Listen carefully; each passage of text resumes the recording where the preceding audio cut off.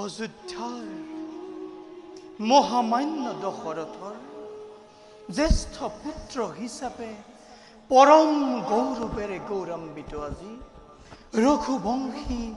ৰামৰ জীৱন লাভ কৰি স্নেহৰ ভাতৃ ভৰত শত্ৰুঘ্ন আৰু ঠাকুৰ লক্ষ্মণক সাৰ্থক কৰিলোঁ জ্যেষ্ঠতাৰ মান গ্ৰহণ কৰি জনক দুহিতা জানকী সীতা ৰামৰ সৌভাগ্য দ্বাৰ হল উন্মোচন কিন্তু বিধাতাৰ ঘোৰ পৰিহাসৰ বলি হৈ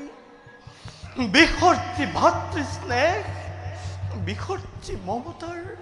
আকুল বান্ধন দাদা বনবাসী ভগ্ন হৃদয়েৰে কটাইছো মই বনবাসী জীৱন দাদা হৃদয় ধন লক্ষ্মণ জানকীৰ সহিতে কটোৱা সেই সুখৰ বনবাসী জীৱনে পাহৰাই পেলাইছিল মোক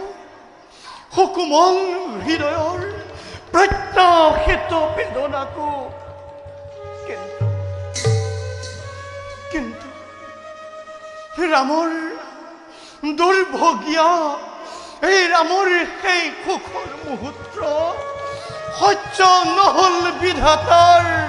দাদা ভগ্ন প্ৰায় ৰামৰ হৃদয়ত কৰি ভীষণ আঘাত লংকাৰ সেই দুষ্ট ৰাৱণে পঞ্চৱতী বনৰ পৰা হৰণ কৰি লৈ গল প্ৰাণৰ প্ৰতিমা মোৰ জানকী সীতা দাদা হে বিধাতা আৰু কিমান যন্ত্ৰণা খেল নিক্ষেপ নকৰাই দুৰ্ভগীয়া ৰামৰ বুকুলৈ ক্ষান্ত হোৱা দাদা ক্ষান্ত হোৱা দাদা তোমাৰ দুখৰ অশ্ৰু অঞ্জলি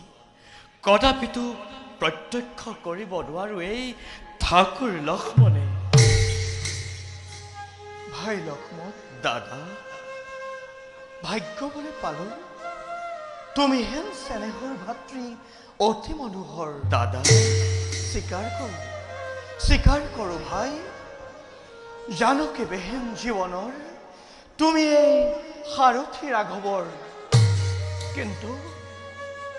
কিন্তু কেনেকৈ সহ্য কৰো ৰাজকাৰেঙত এৰি থৈ অহা তোমাৰ প্ৰাণৰ উৰ্মিলাৰ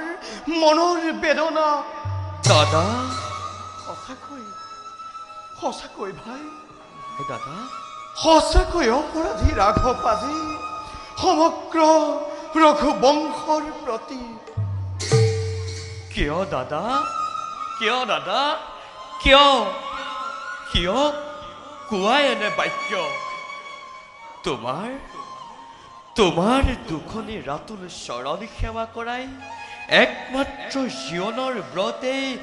ঠাকুৰ লক্ষ্মণৰ তোমাৰ একমাত্ৰ তোমাৰ বাবে দাদা একমাত্ৰ তোমাৰ বাবে স্ব-ইচ্ছাই গ্ৰহণ কৰিলো মই এই বনবাসী জীৱন লক্ষ্মণ দাদা হাতযোৰ কৰি মই কৰিছো বিনতি তোমাৰ সেৱাৰ পৰা মোক নকৰা বঞ্চিত ধন্য ভাই লক্ষ্মণ দাদা ধন্য আজি ৰাঘৱ তোমাৰ ভাতৃ স্নেহৰ প্ৰতি দাদা চিৰঋণী হৈৰম ৰাঘৱ তোমাৰ ভাতৃৰ প্ৰতি থকা এনে স্নেহৰ প্ৰতি আৰু চিৰৰে নিশৈৰম প্ৰিয় সখা বানৰ ৰাজ সুগ্ৰীৱ, প্ৰিয় ভক্ত মোৰ বীৰ হনুমান, জাম্বৱান অংগদকে আদি কৰি সমগ্ৰ বানৰ সেনাৰগণৰ প্ৰতি যাৰ অক্লান্ত শ্ৰমৰ পৰিপ্ৰেক্ষিতত দাদা গ্ৰহ লৈ উঠিল বিশাল সেতু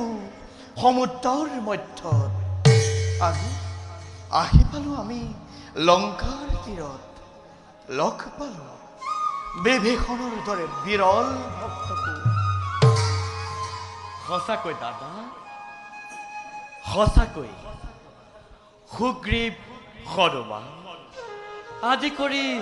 সহস্ৰ বানৰ সেনাগণৰ তোমাৰ প্ৰতি থকা স্নেহ আৰু ভক্তিৰ বাবে, জানকী উদ্ধাৰৰ বাবে এৰি প্ৰাণৰ মমতা নিস্বাৰ্থভাৱে দাদা, নিস্বাৰ্থভাৱে আমাক দিছে সহায়। আমাৰ সৈন্যগণৰ প্ৰবল পৰাক্ৰম ইতিমধ্যে দৰ্শন লাভ কৰিছে পাপিষ্ঠ ৰাৱণে। জানকী শৰণৰ দৰে ঘোৰ পাপ কৰি অৰ্জন ৰাৱণে মাতিছে আজি তাৰ নিজৰ মৰণ। কুম্ভকৰ্ণ আৰু শত শত ৰাক্ষসগণে হেৰুৱালে প্ৰাণ তোমাৰ শৰৰ আঘাতত, কিন্তু দাদা ভাই তোমাৰ প্ৰবল পৰাক্ৰম এতিয়াও উপলব্ধি কৰিব পৰা নাই সেই দুষ্মতি ৰাৱণে। আজ্ঞা দিয়া দাদা, এই মুহূৰ্ততে বধ কৰো সেই দুষ্ট ৰাৱণক। ক্ষান্ত হোৱা দাদা, ক্ষান্ত হোৱা ভাই, উত্তেজিত হৈ ৰাৱণৰ দৰে ত্ৰিলোক বিজয়ী বীৰক কৰিব নোৱাৰা বিনাশ। দাদা ৰাৱণ বধৰ বাবে সন্মুখীন হ'ব লাগিব আমি অকথ্য বাধাৰ, আৰু সেই বাধাৰ প্ৰাচীৰ ভংগ হ'ব আমাৰ সুকল্পিত আঁচনিৰ দ্বাৰাহে। ব'লা ব'লা ভাই, দাদা বানৰ ৰাজ সুগ্ৰীৱৰ সৈতে কৰোকৈ আঁচনি প্ৰস্তুত। ব'লা দাদা।